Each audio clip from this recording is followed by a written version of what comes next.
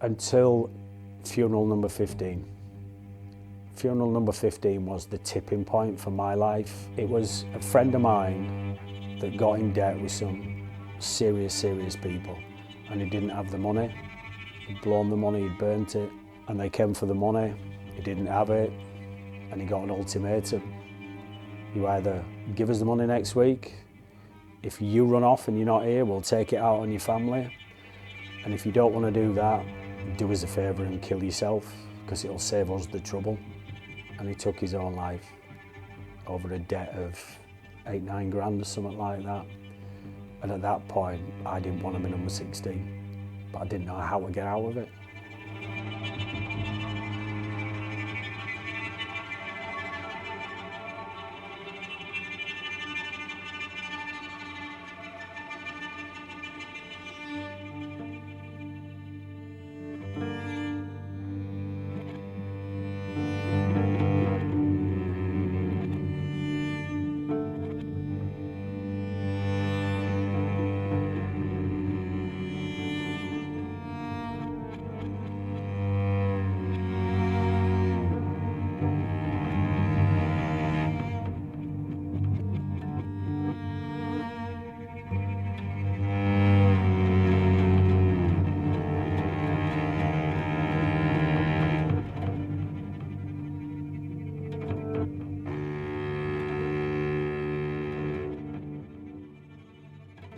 I'm originally from Wakefield.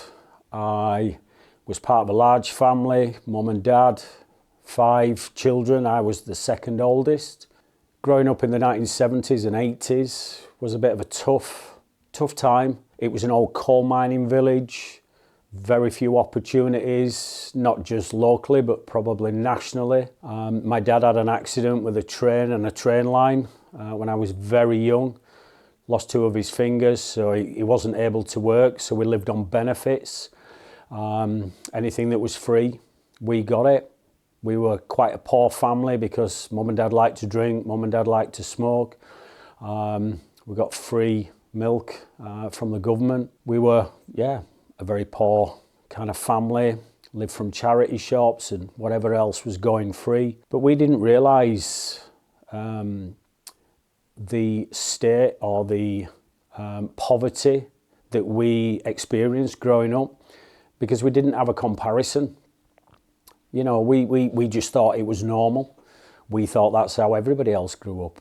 So we got used to it and got on with it. How early did neglect and domestic violence become normal for you? It was probably all of my upbringing. As I mentioned, you know, we grew up in a very neglectful, a very poor kind of home life, but we didn't know any different. It was our normal. I think my earliest recollection of realising and recognising the poverty side of things was probably when I was maybe 9 or 10, and I'd got to an age where I understood what my friends at primary school were saying to me about, you know, we've gone away and done this holiday or had this trip or bought this nice thing. And that's when I started to compare myself, compare what I had, who I was, against what my friends had or what and who they were. The domestic violence at home, again, probably the age of maybe 8, 9, 10, something like that. We never really saw it, but we'd always hear it. And then we would see the effects of it the next morning with my mum. Now and again, my mum would give as good as she got back to my dad. But again, it was normal. We didn't know any different. And we just got on with life. When was your first interaction with the police and what happened? Age 10, year 6, what would be primary school now. I didn't just steal something from school. I broke into a cupboard, which is why they involved the police. And again, it was at that age where I was comparing myself. You know, my friends had a little bit of money in the pocket. They had some nice things. My clothes had holes in them, or, you know, they were very well worn, hand-me-downs. And I knew this teacher put some money in this certain cupboard. So, yeah, break time, snuck in, broke into this cupboard, took my illicit gains thinking I'd committed the perfect crime, but I wasn't a very good thief. I kept getting caught. The police were involved. Probably the intention was a short, sharp shock, hopefully to shock me out of it. Problem is with a short, sharp shock, sometimes they're too short and not shocking enough. You were doing well at school, and what did that mean to you at that time? Well, despite everything I've said to you and mentioned to you, I was still a bright kid. I mean, I was a bright kid. In year 6, I was picked for a talented youth event at a further education college in Wakefield. So 2 or 3 kids from the local schools all got picked to go there. I was one of them, but I was the only kid that turned up on a bus. Everyone else came in mum and dad's nice cars. My clothes had holes in them, which were embarrassing. Not like the holes that people pay top money for now, you know, to buy the designer clothes with the holes in as part of the design. No, these were clothing, items of clothing that would embarrass me. Didn't have personal hygiene products or money for haircuts. So although I was an above average student at this, you know, talented youth thing, I felt like I didn't fit in there. I just didn't feel I belonged there. I was then, because of my achievements there, I was offered a scholarship at a private school in Wakefield. The tuition was free, but all the other stuff my parents would have had to have paid for, and it was never going to happen. You know, this is a private school, and, you know, the money needed to buy the kit was just far too much. So for me, it was a missed opportunity, and I started at secondary school. How did you deal with becoming a father at such a young age? Let me give you a bit of context for my secondary school experience. Year 7, again, talented kid, above average sets across the board. But kids that do well at school will often be teased and mocked, you know. Kids say some not nice things to other kids. But I didn't like the name calling. I didn't like the mocking and the teasing. I wanted to be popular. I wanted to fit in. You know, I wanted to be part of a group. I wanted to be liked. So I became the class clown, a bit disruptive. You know, kids laughing and pointing at me. I took as, you know, I'm being affirmed. I'm being celebrated. The other people liked me. No, they weren't really laughing at me. They were laughing at me, if you know what I mean. Disengaging with my studies. Year 8, I'm now an average student across the board. And at this point, the teachers at school tried to put some healthy boundaries in place. But I didn't have boundaries at home. You say my parents were there, but there was a lot of drinking going on. There was, you know, drug use from time to time. Other siblings below me. I didn't really have boundaries. So when the staff or teachers at school tried to implement healthy boundaries for me, I pushed back against them. I saw boundaries as negative. I saw them as constraining and a hindrance to me. So I pushed back. I'm already smoking cigarettes. I'm already drinking alcohol. I'm sniffing solvents, fooling around with the girls, committing more crime, shoplifting, criminal damage. Year 9, I'm now a below average student. I'm, you know, getting suspended from school for fighting and acts of violence. And then in year 10, I fathered a child.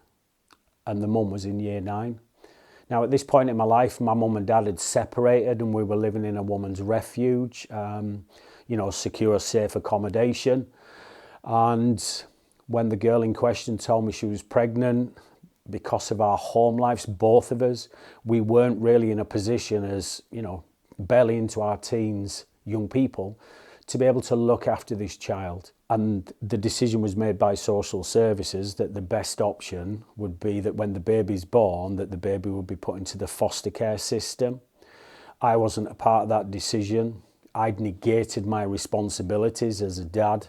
I didn't even know when that child was born. I was 16 years old by a week. The girl at that point was 15. I didn't even know the baby had been born till many weeks after, until somebody told me. But I didn't embrace it. I just blotted it out of my mind. I'd got a bit of a street reputation going on. I'd got a bit of a reputation as a fighter. You know, I'm building my street cred, my image, my reputation going on. And being a dad wasn't a part of that image and that reputation. Year 11, kicked out of school, excluded for fighting again. They let me come back for my exams. I failed everything. Year 7, above average student, failed everything in year 11. What happened at 16 when you were involved in the serious gang fight? 2 rival gangs in Wakefield, where I come from. and young people, you know, a lot of ego, a lot of reputation, a lot of street cred and image. It was about who's the hardest or, you know, who was the number one gang. We tried to have pre-arranged fights from time to time, but a few nights before this offence happened, members of the rival gang had come into our village. They couldn't find me. They were looking for me or some of the other boys. They couldn't find me. So they stabbed up a friend of mine in a pub car park, left him bleeding out and said, tell Tim he's next. And when you're part of gang culture, revenge is not something you talk about. Revenge is an absolute given. So we set off a couple of nights later again looking for these guys. We couldn't find them. So we set about some people that were in that location thinking that they may have been a part of that gang. The fight was quite vicious, but one person was on the receiving end of extreme violence, and that's how I ended up getting sent to prison on my 17th birthday. How did you handle prison being so young? At first it was a bit of a novelty. This might seem strange, but while I was on remand, you know, the fact that I haven't just got the street cred, the street reputation, you know, the reputation for being a handy lad at 16. Now I've got jail. You know, it was like a badge of honour. It was a medal of honour. It's quite a perverse way of thinking. It was only when I got sentenced did the reality kick in. The charges were serious. Somebody almost died in that gang fight. And for my part, I was jailed for a total of 9 years and 9 months. Now that did freak me out. You know, all them years, all them months, how much was I going to serve? How long would I serve? I'm going to be away from my family now. You know, the reality kicked in. You know, you're not just on remand now, you're doing your jail. Is that when drugs became a big part of your life at that point? Not a big part to start with. I'd never taken drugs before I went to prison. Sniff solvents, got drunk, yeah, absolutely. But I started smoking a bit of weed in prison, pass away the boredom, 23-hour bang up. But then I started taking Class A's, but I would only take them from time to time whenever I could get hold of them or had the spare money for them, but did smoke a lot of weed. But it introduced me to drugs. It introduced me to drug dealers. It introduced me to other criminals, did my prison existence. I mean, they say that prison is a university of crime, and it's true. So when I came out of jail, I had a lot of phone numbers, you know, different people from different areas offering different things and services. And I took a couple of these numbers up and gave them a call when I got out of prison. What was it like coming out of prison into the rave scene, and what was the rave scene like back in that early 90s period? The whole experience was mad because when I got out of prison, before I went to prison, there was a lot of violence. A lot of it was around football, you know, terrace hooliganism and, you know, fights going around the pubs and everything. But when I came out of jail, it's like most of the fighting had stopped. All these lads in, you know, gangs that were at each other, you know, a few short years ago, were now bouncing around in nightclubs off their head on powders and pills. So it took me quite a few weeks to get comfortable being in nightclubs or bars or wherever with sworn enemies from, you know, from the past. But then like everything, I just adapted to it. I enjoyed it. I loved the camaraderie. I loved that kind of community. I loved the unity. Yes, it was all centered around drugs, but I loved being a part of something. You know, like-minded people doing the like-minded things, doing the same things. I guess it was that sense of love and affirmation that I embraced more than anything. You know, I wasn't affirmed by my dad, wasn't celebrated by my parents, you know, and I'm not blaming my parents. They're good people, they're alive, I still love them, I love them, they're still with us. But, you know, my mum and dad, they were a product of their parents, and my grandparents were a product of their parents. This generational influence, you know, just rolled downhill until it landed in my world. So I found my family. I found the drug scene, which I didn't go into wholeheartedly. I tentatively took those steps, but the further down that slippery slope of drug taking that I went, the faster it got. The drugs got harder, they got more common. You know, Saturday night became Friday, Saturday night. Friday, Saturday became Thursday, Friday, Saturday. Sunday was come down day. We travelled around the country in the back of a van or back of cars. And even the travel was part of the experience. You'd meet on a dinner time of a day in question.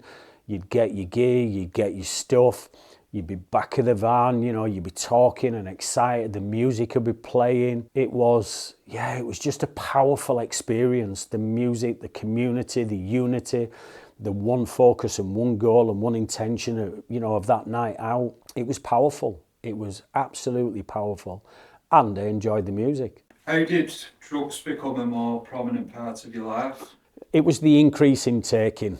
You know, like I say, Saturday became Friday, Saturday, which became Thursday, Friday, Saturday, and, you know, it just become progressively worse. I met a girl in the midst of my raving. We met in a nightclub in Stalybridge in Manchester, actually. We dated, got together. Then she told me she was pregnant. I was excited, so she got a little house. I'd like to say I was the loving, trustworthy, responsible father, but sadly I can't. She stopped taking drugs because she was pregnant and she took on her responsibilities as any mum would. But I didn't. I was still chasing that next hit of affirmation. I was still chasing that next inclusion or that next thrill or that next exciting chapter of my life. And even with a few short months of our daughter being born, you know, the relationship broke down. Because of my drug taking, it was always excessive.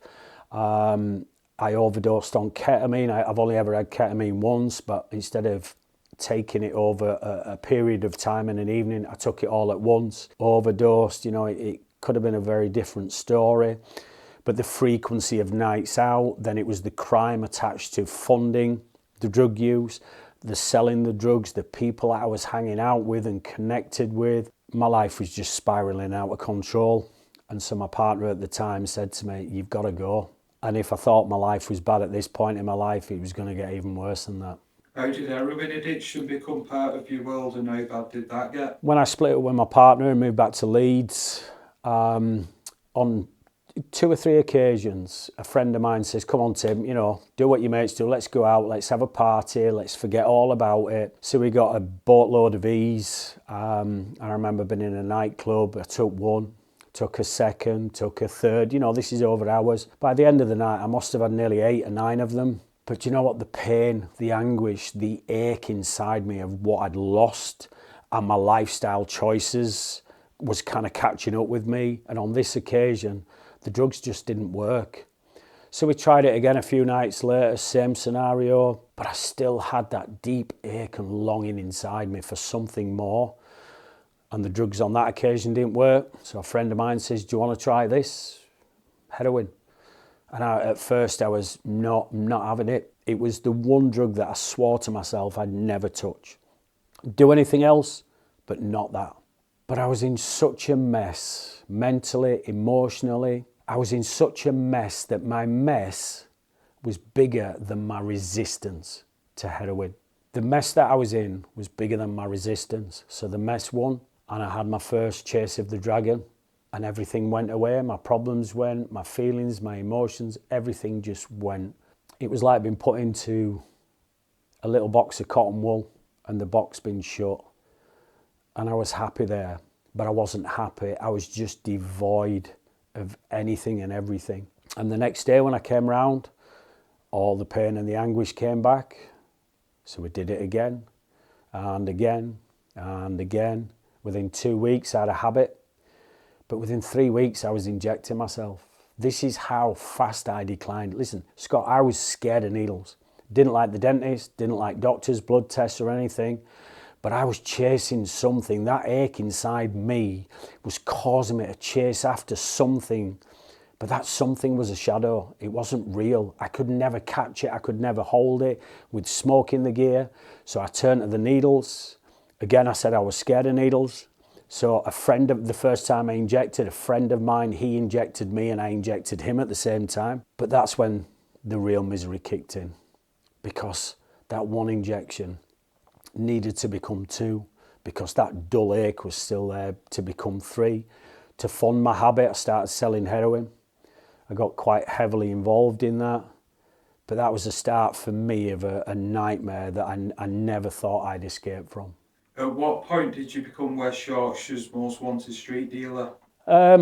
probably 6 months or so after starting taking it. You see, heroin had always been around, but it was always in the shadows, it was always in the basements, it was always in the cellar. Now, when the rave scene kicked off and it became public and widespread, you know, in all the towns and cities, you know, across the country, that's when heroin came out from the shadows. People would often have some on a Sunday. So if they'd been out raving on the stimulant drugs all weekend, if they had to go to work on a Monday, or they had responsibilities on a Monday, instead of, you know, drinking 8, 9, 10 pints of ale, a little bit of brown, having a few lines would bring them straight down and off they'd go with the week. So that's how I see that it came out of the shadows. But because of its potency and its addictiveness and the profound damage it causes, but you don't know that, it just came out of the woodwork. I started selling it, got involved with some really naughty people. Really naughty people. But we were selling it, people were buying it, and the police found out about it. So they were chasing me down. You know, I'd be followed here, followed there, parking outside my house, getting arrested, you know, going through the cells and the police trying to extract information. It was an absolute nightmare. It was many, many years later when I bumped into a former police officer when I was in my recovery, that she said that, you know, there'd been a special task force set up in West Yorkshire just to catch me, because I was the one that was kind of spearheading it at that point in the 90s. It sounds glamorous, but that lifestyle, the drug dealing, the avoiding the police, avoiding other criminals, people wanting your patch and your turf, weapons came into our world again. Very, very scary world, very scary existence. And I didn't think I'd escape it. What was it like having the police chase you down, and did you keep your head down or did you just continue as normal? Listen, when you're a heroin addict, at the height of my addiction, I'm injecting myself 10 times a day. Listen, I couldn't put it down. You know, I couldn't. I didn't want to. It was part of the thrill. It was part of the excitement. You know, I've got undiagnosed ADHD. It was part of that dopamine fix, but it was all screwed up. It was all perverse. It was just one big mess in my life. Again, it sounds glamorous, you know, drug dealer getting chased down by the police, but it ain't nice. It's not a nice existence. I used to give it the big I am. I used to gob off, you know, give the big presentation about my image and my reputation. But I tell you what, when you put your head down on that pillar on a night, when there's nobody there to impress, there's nobody there that you can spout off to, and it's just you and yourself, that's when the nightmare, that's when the clouds of darkness come in, that's when the despair comes in. Because that's reality. When it's just you on your own, that's the reality. And again, I never thought I'd get out of that lifestyle. How did your friends die in your late 20s and how did that affect you? My friends, by the time I was 27, 15 of my school friends, not from my class or my year, you know, year groups above and below, but 15 of my school friends had died of overdoses by the time I was 27. And I knew most of them, some of them more than others, all from overdoses, but not one of them started off on the heroin, not one of them. You know, it starts off with the small stuff, then it's the next thing, and then it's the next thing, and you know how this works. Because I was on heroin myself at the time, I never processed the emotion, I never processed the guilt, the loss, I never processed those emotions until funeral number 15. Funeral number 15 was the tipping point for my life. It was a friend of mine that got in debt with some serious people, and he didn't have the money. He'd blown the money, he'd burnt it, and they came for the money. He didn't have it, and he got an ultimatum. You either give us the money next week, if you run off and you're not here, we'll take it out on your family, and if you don't want to do that, do us a favour and kill yourself, because it'll save us the trouble. And he took his own life over a debt of 8-9 grand or something like that. And at that point, I didn't want to be number 16, but I didn't know how to get out of it. Is that when you decided to go to rehab, and what was the hardest part of your rehab experience? So the whole rehab thing came about with, I didn't want to be number 16, didn't know how to get out of it. At this point, this task force that were trying to catch me from the police, they couldn't catch me. So they parked outside my mum's house. I literally got up one morning, they were parked there. They said, we can't stop you, can't catch you, so we're going to stop you.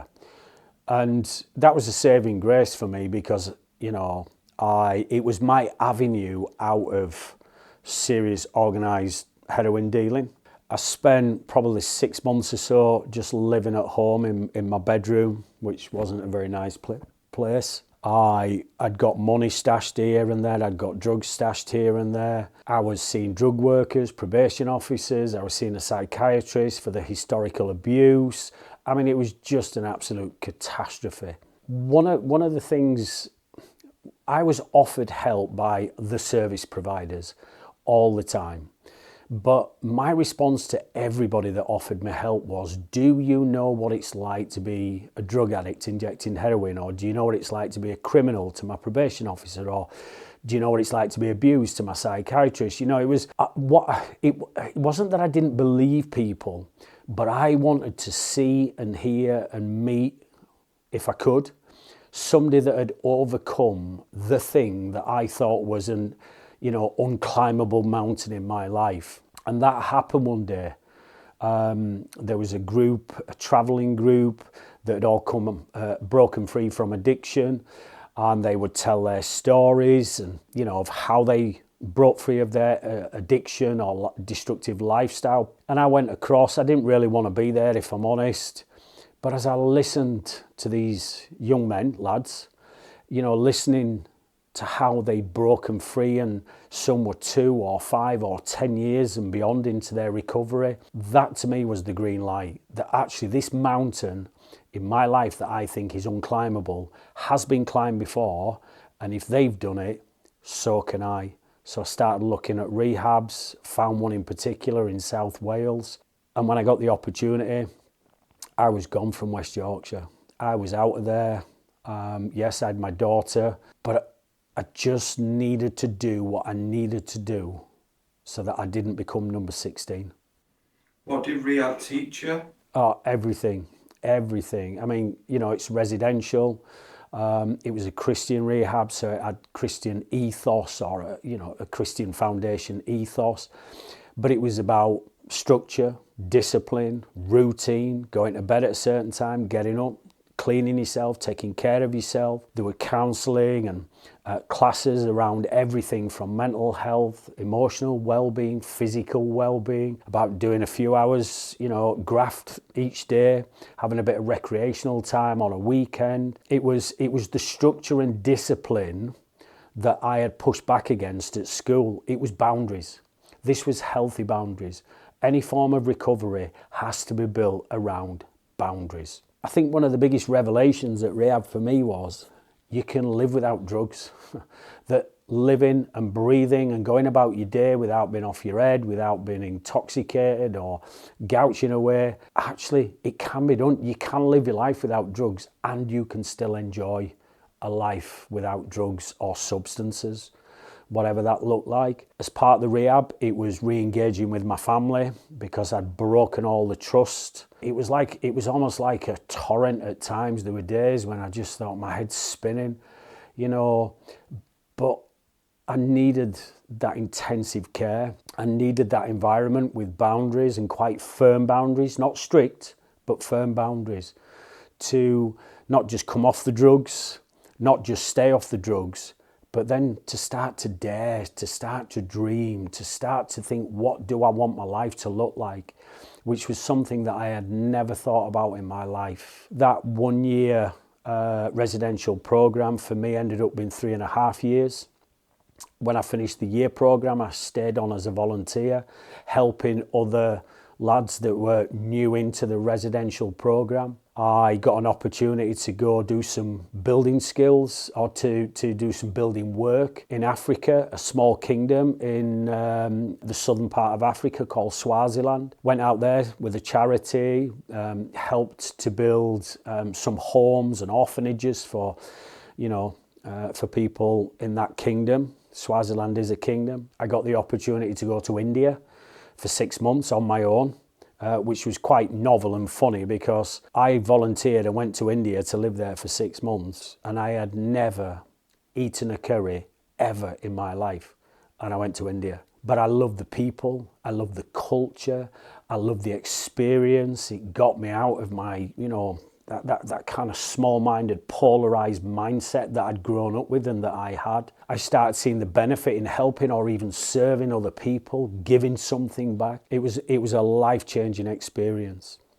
When I came back from those travels, I stayed on at the Rehab as a staff member. I was like a caretaker, maintenance man, developing, small building skills, practical skills. I got my driving license back after 5 driving bans. I, got my first car, and I'd rebuilt, positive relationships with family members and my daughter. I'd built up a regular, trustworthy relationship with my daughter. But after 3.5 years there in rehab, it was time to come back to West Yorkshire, which scared the life out of me. What was it like returning back to Yorkshire? Scary. Bearing in mind, Scott, right? I didn't know anybody that wasn't involved in drugs, crime, gangs, in prison, getting out of prison, going to prison. I didn't know anybody. I didn't have positive friends or positive role models. So I was scared. I didn't know what to expect. I just knew I wanted to be nearer to my daughter. She at the time would have been around 8.5-ish.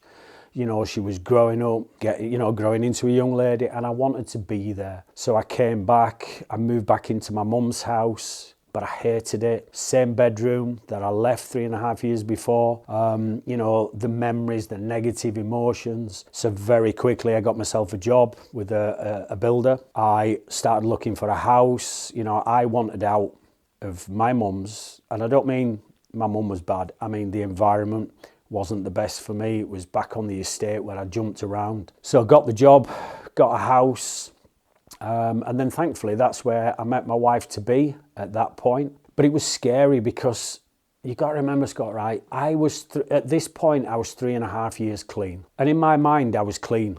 But to my family members and people that knew me, I went one day and then I came back another day. And for them, they still didn't trust me. Where are you going? Who are you with? What are you going? It was all these questions. And my daughter's mum, my ex-partner, she was, very suspicious of me. Are you picking our daughter up? Are you going to be on time? Are you going to be reliable?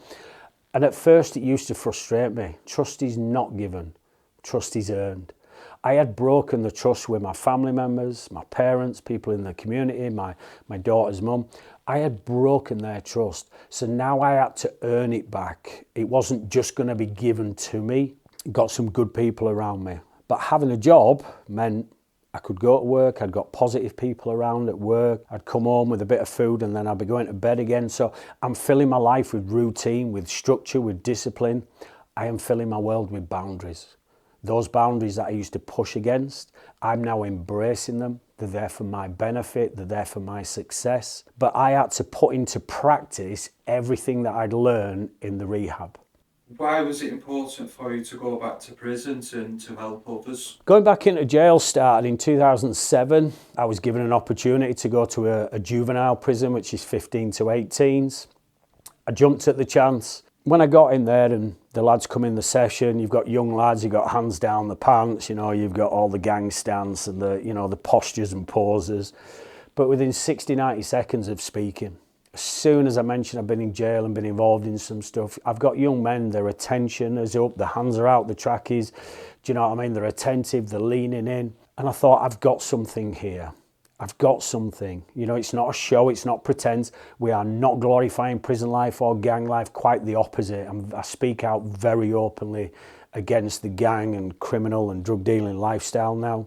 But over the years that progressed, different prisons, different establishments. But why did I feel it was important? Because I believe in them young people in prison. I believe in them because look at the transformation and the change in my life. And if I can do it, like those young men, many years before, gave me the hope through their demonstrated lifestyle of change, if I could be the demonstration to other people, then that just might be the open door to their recovery, their change of direction in life, and a life of success. And I also like to get let out at the end of each day. It's quite nice. But it's been building and building over the years, over the last few years. I've become a key holder in a prison. I get to spend a lot of time bringing prevention or intervention workshops to people in prisons, younger prisons. I deliver recovery sessions or even employment sessions in a variety of resettlement prisons. But at the minute, currently for the last year, I've been working in a secure children's home, which is basically a prison for children. It can hold children as young as 10 up to the age of 15-ish, 16. Some of the children are welfare. Many of them are either on remand or convicted. And most of these young children are actually younger than my youngest son, who's 15. And we've been delivering those prevention and intervention and awareness sessions to those children. And why it's important to me is because when I look at many young children, I see myself in those people. And maybe missing the affirmation and the celebration from parents, or they've maybe suffered and experienced some adverse childhood experiences, or they could have been part of the care system, you know, and all these areas of life are all personal to me because I've lived that life. I have that lived experience. What do you see looking at young people in prison today, and how does that differ from your time in there? Look, society's changed, cultures have changed, you know, technology's kind of run amiss. But there's one thing that has not changed. And let me explain it like this. Upon re-evaluation or evaluating my former lifestyle, everything I did was around image and reputation. Everything I did, how I dressed, what I listened to, how I spoke, what I got involved in, was all about creating an image for myself. That hasn't changed because prisons are full now of people that are image driven. How they dress, how they wear, what they carry, how they use it, their narratives. It's no different. Culture's changed, society's changed, the clock's changed, but that reality has never changed. Prisons are full of people that are image conscious only. Image is nothing more than a counterfeit for identity. As a young person growing up, I had no identity. So I counterfeited it with image, what I dressed, what I wore, the fighting, the gangs, the carrying blades and all that lifestyle. That's no different today. Prisons are full of people that have no identity. And they have counterfeited it with image. We've got to get past the image. We've got to get back to a young person's identity. Who are you? What do you like? What makes you smile? What are you driven by? What were you born and put on this planet for? Because it ain't this. So that's no different. Yes, culture and everything's changed. Yes, absolutely. But until we bypass the image and the reputation, until we get to the core of the human being, the heart, the soul, the inner part of a human being, we'll always be left with reoffending and that cycle of destructive behaviour. And that's my take on that. If you could pass any advice back to your younger self, what would it be? If I could say one thing to my younger self, I'd look him in the eye and say to him, it's not your fault. It's not your fault. You weren't born for this. But we are where we are right now. Let's put a plan together and let's move forward and let's succeed. And find the reason that you're alive, find the reason you were born and put on this planet. Go and absolutely embrace it and create a new legacy for generations to come. But that advice would be, it's not your fault.